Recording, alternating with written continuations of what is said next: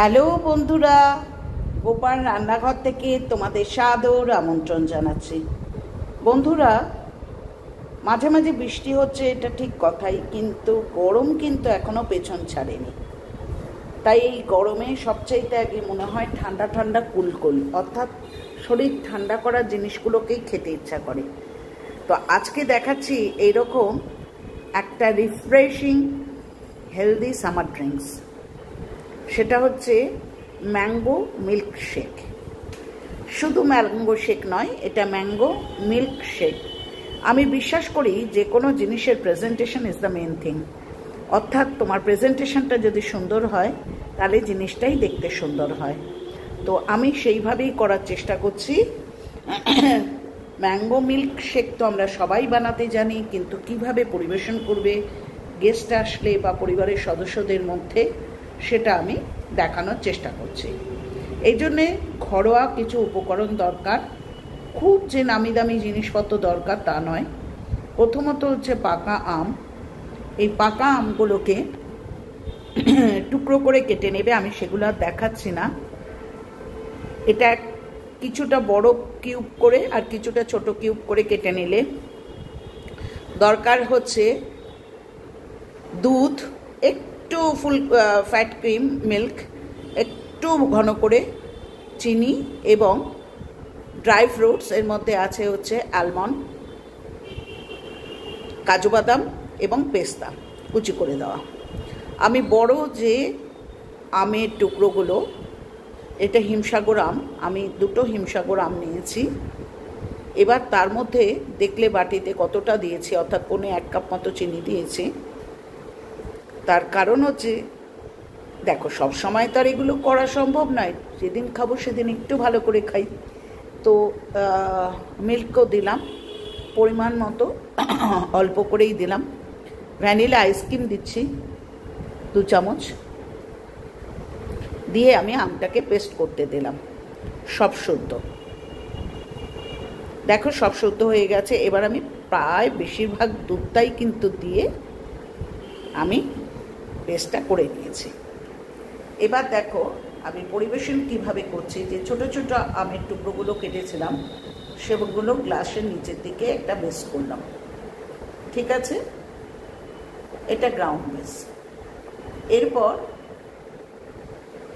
এই যে আমটা, যেটাকে আমি চিনি, দুধ, আইসক্রিম সব সমেত পেস্ট করলাম, সেই আমটার রসটা কিন্তু দিয়ে দিলাম, অর্থাৎ আমটা পেস্ট করার পর যেটা হয়েছিল সেটা দিয়ে দিলাম।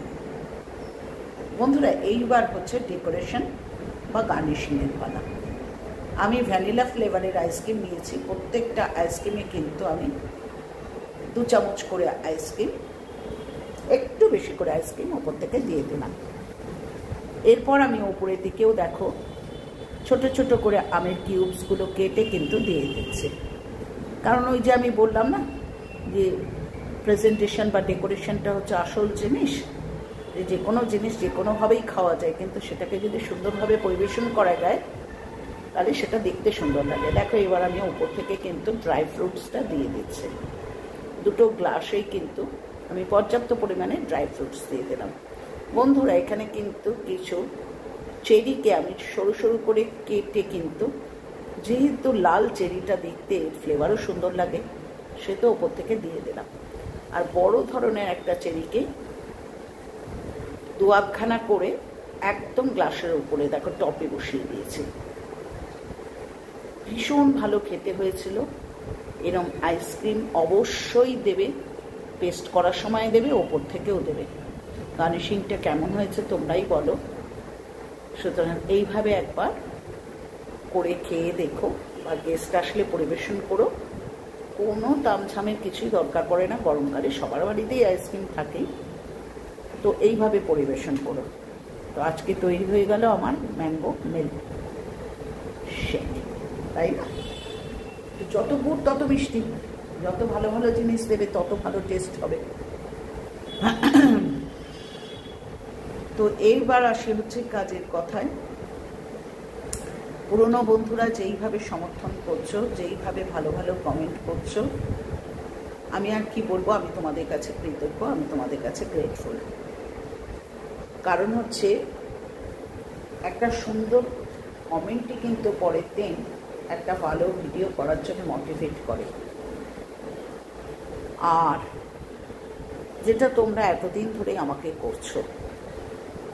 আর নতুন বন্ধুরা, তোমরা পাশে থাকা বেল আইকনটা প্রেস করো, চ্যানেলটাকে সাবস্ক্রাইব করো, লাইক করো, কমেন্ট করো, শেয়ার করো। তোমরা ভাবতে পারো একটা কমেন্টের আবার কি মূল্য। না, শুধু ভিজিট করে চলে যেও না, তোমাদের কমেন্টেরও মূল্য রয়েছে। তার কারণ হচ্ছে একটা ভালো কমেন্ট কিন্তু আমাদের পরের দিন হাজার কষ্ট হলেও একটা ভালো আইটেম, আমরা তো দেখো সব দিক থেকে সময় বাঁচিয়ে এগুলো করি, তো একটা ভালো আইটেম করার জন্য কিন্তু আমাদের মোটিভেট করে। আর কোনো এক বন্ধু, আমি নাম নিচ্ছি না, তুমি নিরামিষ মোচার ঘন্ট তুমি দেখতে চেয়েছো আমার চ্যানেলে, আমি সময় সুযোগ মতো নিশ্চয়ই তোমাকে সেটা দেখিয়ে দেবো, ঠিক আছে? আর তোমরা ভালোবাসা দিচ্ছ, সত্যি আমি অভিভূত। তার কারণ ইউটিউব থেকে কী পাওয়ার আছে কি পাওয়ার আছে না আমি তা জানি না, বলতেও পারবো না, কারণ আমি একদম নভিশ এ ব্যাপারে। কিন্তু এখানে অনেক ভালো বন্ধু পেয়েছি, যাদের সাথে একটা কমিউনিকেট করে নিজেও মনে খুব আরাম পাই। তো আজ আসি বন্ধুরা, পরের দিন আসবো আবার কোনো নতুন আইটেম।